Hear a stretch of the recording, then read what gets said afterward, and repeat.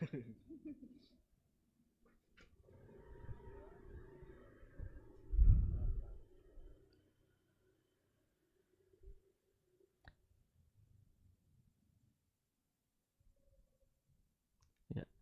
Assalamualaikum warahmatullahi wabarakatuh. Selamat malam pemirsa Al Iman TV. Malam ini kita akan ngobrol-ngobrol santai bersama Risma Al Iman dan dalam rangka podcast perdana kita. Nah, di sini saya Rizky Deni Saputra bersama Ira Pramita Agustin, di mana Mbak Ira ini mempunyai suatu cerita dalam hijrah, dalam berhijab di masa muda. Dan untuk cerita singkatnya, profilnya akan dijelaskan langsung oleh Mbak Ira. Oke, perkenalkan nama saya Ira. Saya berumur 19 tahun dan saya sibuk dengan apa ya? Sekolah daring dan latihan-latihan musik karena saya sekolah di sekolah musik. Jadi saya itu punya cerita tentang hijrah saya. Sebenarnya kalau dikatakan hijrah itu belum pantas karena saya apa ya, hanya merubah kebiasaan saya yang dari kurang baik menjadi lebih baik. Dan menurut saya kalau kita berhijrah itu sesuatu yang membuat kita tuh apa ya, ngerasa aman. Karena kalau buat cewek ya kan, kalau kita berhijrah itu nggak cuma di pakaian saja, cuman kita juga berlatih di perilaku kita, sifat kita, memperbaiki ibadah kita. Nah, kalau aku sendiri, aku mulai berhijrah itu dari tahun 2018 akhir. Dan itu banyak banget cobaannya. Dan saya memutuskan untuk berhijrah itu berhijrah. Ya. Saya memutuskan untuk berhijrah karena saya merasa nyaman memakai hijab yang panjang, pakai gamis yang panjang yang benar-benar menutup aurat. Tapi terkadang saya masih tergoda sama pakai yang celana atau pakai apa namanya, baju-baju biasa kayak blus-blus gitu. Nah, memutuskan itu apa ya? Merasa apa sih? Nyaman, tenang, aman. Karena kalau cewek itu kan pasti auratnya di mana-mana. Telapak tangan tangan pun itu aurat juga. Jadi sebisa mungkin kita tutupi. Nah, Masya Allah ceritanya. Terus bagaimana sih setelah memutuskan untuk memakai hijab, orang-orang yang di sekitar seperti teman-teman sekolah, guru, terus sahabat menanggapi pertama kali mengenakan hijabnya itu sendiri? Oke, kalau menanggapi orang-orang di sekitar kita itu emang sangat susah ya Mas ya. Karena kita kan nggak bisa harus jadi yang mereka mau. Karena kalau misalnya apa, kita mengikuti terus tuh kayak, oh dia tuh gini, dia gini, kita harus menyesuaikan, dia tuh nggak akan ada habisnya. Nah, kalau aku menanggapinya ya udah dicuekin. Tapi pertama emang emosi kayak, kenapa sih, lah kan aku emang mau berubah lebih baik, kenapa kalian yang sewot, kan aku juga yang mengalami, kenapa kalian tuh kayak yang ngurusin aku banget gitu loh. Kalau kayak gitu sih menurutku di apa ya, didiamin, terserah dia. Kalau misalnya dia, oh kamu tuh gini gini gini, kamu nggak pantas pakai jilbab, kamu perilakunya nggak baik atau gimana, ya udah diamin. Kan itu kan masalah kita sama Allah, jadi nggak usah apa ya, mentingin omong-omongan mereka gitu loh. Oh ya, terus dianggap apa ya? Diambil aja sisi baiknya sebagai motivasi, sebagai masukan pada diri kita, ya. Terus untuk seberapa persen persentasenya antara yang mendukung sama yang kurang mendukung dalam proses mengenakan hijab ini, Mbak? Kalau yang apa, tidak mendukung, kalau dari 100% mungkin ada 40% yang nggak mendukung. Karena banyak banget yang berusaha kayak menjatuhkan, kayak kamu nggak usah pakai jilbab, kamu nggak pantas pakai jilbab, ngapain sih pakai jilbab, orang kamu tuh lebih cantik, lebih kelihatan cantik daripada pakai jilbab gitu.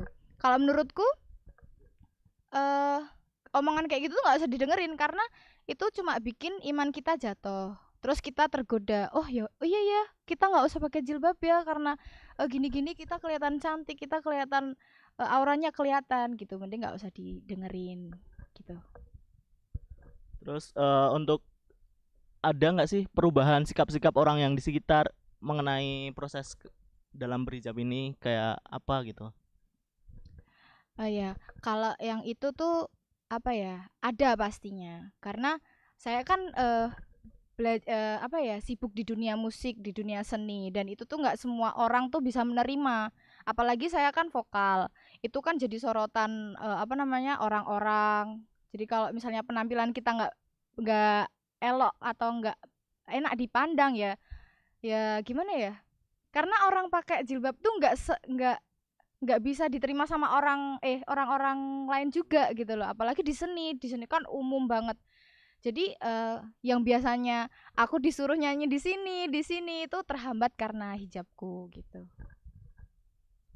Terus gimana sih kamu kan menanggapi itu? Apakah ya tetap kekeh di pendirianmu? Apa ada sedikit suatu titik ada tergoda gitu?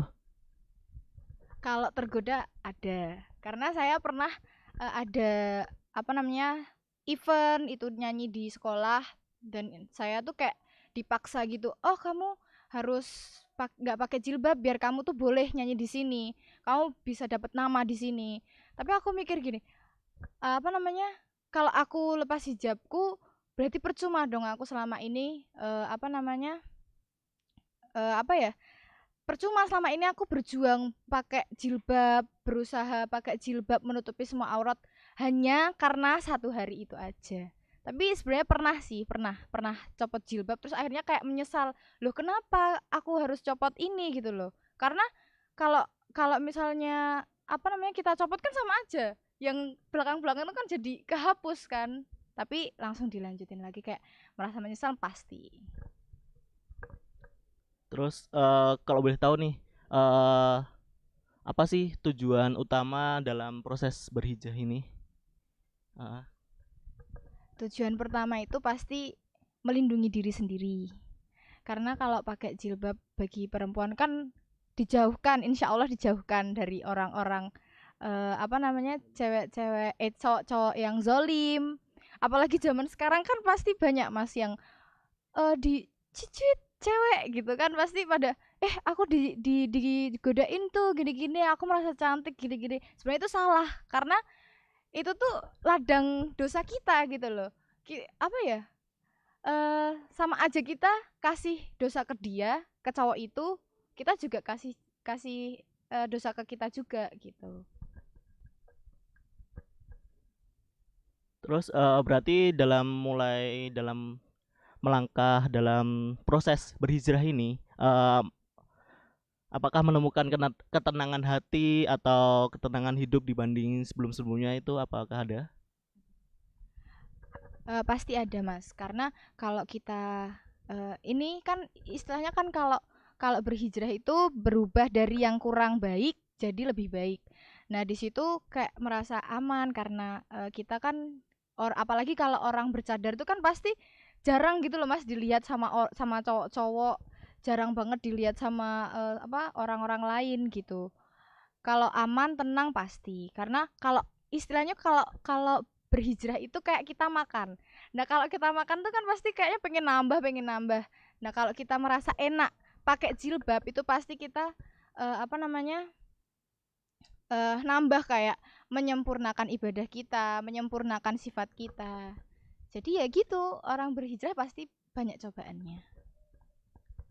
Nah, kita undur balik nih. Jadi kan ini Mbak Ira seorang calon penyanyi diva Indonesia nih. Nah, untuk kedepannya nih, apakah ini apa genre apa namanya lagunya mau tetap dalam religi atau tetap bebas namun tetap menggunakan hijab atau bagaimana nih? Kalau itu pasti aku kan kalau religi kan nggak untuk semua juga gitu kan Mas. Jadi aku tetap sih ke semua apa aja. Cuman yang mau menerima aku pakai jilbab gini. Jadi kalau misalnya nggak mau ya udah nggak apa-apa gitu loh. Oh ya, berarti tetap genre yang sekarang nih ya. Iya. Oh ya. Tapi kalau yang di sekolah nih biasanya apa namanya event-event gitu ada nggak sih kayak guru atau pelatih yang nyuruh untuk apa ya? Ini nggak perlu pakai hijab ini tuh nggak cocok kalau di acara ini tuh nggak cocok untuk hijab atau ini tuh apa ya? Bukan acara-acara religi itu apakah pernah ada guru atau orang lain yang seperti itu? Ada itu ada banget karena aku ngalamin eh itu tuh karena kan aku apa namanya pernah gagal ya Mas ya kayak gitu. Jadi kayak aku tuh selalu nurut kata-kata guru padahal harusnya tuh aku melawan itu. Karena kalau apa namanya kita nurutin itu waktu saat itu, aku sama aja nggak apa nggak berjilbab lagi gitu loh. Pasti aku udah bablas istilahnya bablas gitu. Terus ada nggak teman-teman yang mensupport nih buat ayo kamu tetap harus di jalan ini nih, jangan sampai nurutin gurumu apa-apa gitu tuh ada kak? Ada, Ada. ada. Nah itu gimana sih bentuk supportnya? Apakah itu sangat mendukungmu? Apa itu dapat menetapkan hatimu, memantapkan hatimu untuk tetap kekeh di apa berhijrah gitu? Iya, ada yang kayak gitu. Kalau menurutku itu suatu dorongan buat aku. Jadi aku harus lebih lebih apa namanya lebih dalam lagi nih mempelajari agama aku yang aku yakini dan banyak mas yang mengingatkan oh kamu ini udah jam sholat nih ayo kita sholat gini-gini banyak yang kayak gitu jadi banyak yang mendukung aku buat berhijrah. Nah, kalau misalnya ini kan juga di dunia seni nih. Di dunia seni kan pasti agak keras gitu. Nah, bagaimana setelah mengenakan hijab ini, apakah ada batasan dalam pergaulan, terutama pada ahi gitu? Ada karena apa ya kan kita kalau berhijrah tuh kan nggak cuma di bagian aja kita harus jaga jarak juga sama yang laki-laki yang tadinya kumpul-kumpul sama cowok-cowok dan itu apa agak dikurangi dan di situ apa ya ngerasa apa ya ya pasti ngerasa ada yang aneh tapi itu jalan yang baik gitu loh dan harus apa namanya dilanjutkan. Masya Allah, ini benar-benar semoga ini jadi inspiratif ke semua apa muda-mudi uhti yang ada di luar sana yang belum berhijab, semoga disegerakan untuk berhijab apapun Amin. itu karirnya, insya Allah rezeki nggak akan tertukar dan Allah sudah menetapkan rezekinya masing-masing. Terus sebagai penutup nih apa sih pesan untuk muda-mudi atau ibu-ibu luar sana yang belum mengenakan hijab?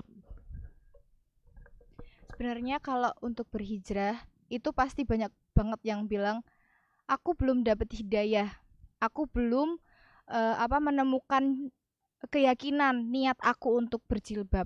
Sebenarnya hidayah itu selalu datang sama kita, selalu selalu ada. Cuman kita tidak menyadarinya. Kita tidak menyadari eh apa namanya? Hidayah itu datang. Sebenarnya kalau kita menyadari, oh, ini nih hidayahku. Mau nunggu apa lagi gitu loh. Harusnya kita tuh langsung niat berusaha untuk apa menjadi lebih baik.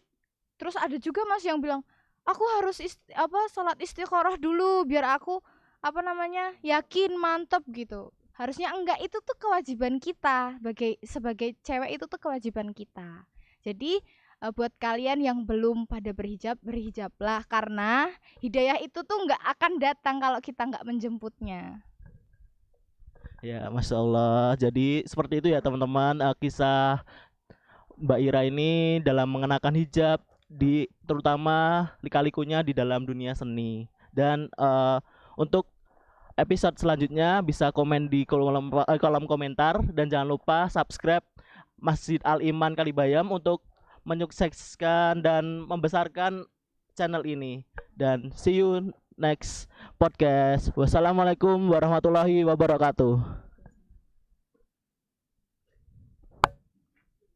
Oke.